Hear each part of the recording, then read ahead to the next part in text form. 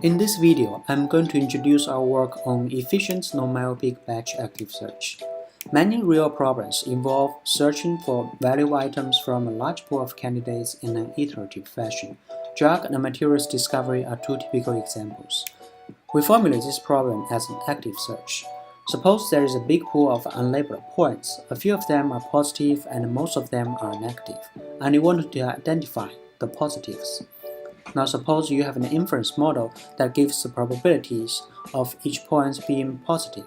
For example, the probability of a point could be the proportion of the positives in its k-nearest neighbors. Based on that information, you can select the points and query an oracle is it positive. Then the oracle will answer your query with a certain cost. Based on this observation, you can update your model and then repeat this process. Your goal is to identify as many positives as possible in a given number of queries t. The key question is how to select the points. Our previous work studied the case of selecting one point at a time. However, in many real applications, we can often query multiple points in parallel. In this work, we study how to select a batch of points for the first time. The most straightforward policy one can think of is probably greedy.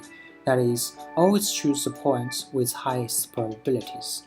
It's efficient but myopic, ignoring what could happen in the future. How can we do better? We propose non-myopic batch policies. That is, we consider not only how much we get from this batch, but also the expected future reward if we choose this batch now. However, it's computationally infeasible for many reasons, especially the future expectation part, since we have to recursively enumerate a search tree of exponential size. To avoid such recursion, we compute an approximate expectation by simply assuming conditional independence after this batch.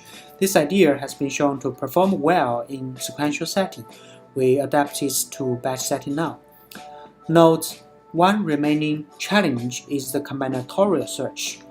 We propose two approaches to find an approximate solution: greedy and sequential simulation.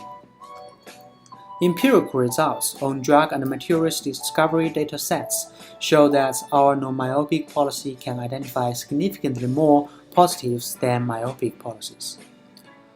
Batching certainly improves the efficiency of the search, but is there something we're compromising? Let's say the budget allows us to query 20 points, and we can either query 1 point at a time for 20 iterations, or say query 5 points at a time for 4 iterations. We can see in batch setting, most points are chosen in a less adaptive fashion, which could lead to worse performance. The question is, how much worse? We proved that the performance ratio between optimal sequential and batch policies is at least linear in batch size. This theoretical result is shown to match our empirical results. These insights could help us choose the batch size in cases where we have many options. To know more details, welcome to read our paper and see you at NeurIPS 2018.